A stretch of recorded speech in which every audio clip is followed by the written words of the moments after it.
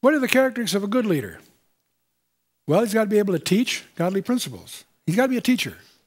He's got to be a communicator. And he must know the scriptures. He must be able to teach godly principles. That's one of the requirements of a good leader. He must conduct himself in a manner that glorifies God. These are pretty basic. He must have a personal mission statement which lines up with God's will. What's your mission statement? Do you have a mission statement? Draft one. Write a note to yourself and evaluate your gifts according to this list. Your teaching skills. Do you have them? Do you know? Have you tried? Do you conduct yourself in a way that glorifies God? Do you have a personal mission statement at all? Encourage that.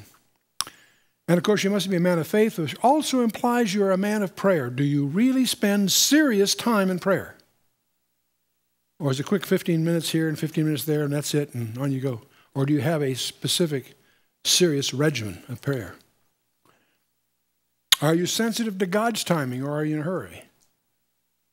I'm a Peter, ready, fire, aim, and shoot first and think about it later kind of guy, and I got to watch that. And of course, love. If you want to understand more about that, my wife's written a fabulous book. It's gone all over the world. In fact, it's even in Target, I understand. Yeah. The Way of Agape now is in Target drugstore. Perseverance. Another way of saying the same thing, he knows that God is in control. That gives you perseverance.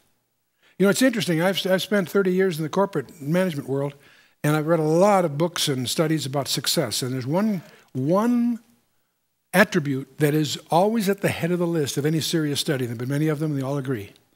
It's not intelligence. It's not education. There's a whole bunch of good things to have, but they're not at the top of the list. The main thing that distinguishes a winner in management, what have you, is perseverance, stick-to-itiveness. People who go the course. And that's high on any serious list. And there's other characters of a good leader, persecution, sufferings, and so forth. Jesus promised that would come. In the infantry, they'll tell you, stay away from the tanks. Because that tanks will draw the heavy fire, okay? If you're on foot near one of those, be careful.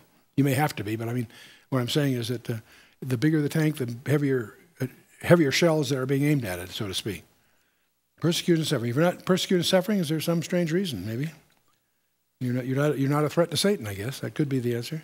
Anyone that doesn't believe in Satan should try opposing him for a while. Yep. So, Paul makes that remark, even though I had those characteristics, I still suffered. In other words, just because you have all these characteristics doesn't mean you'll be spared persecution and sufferings.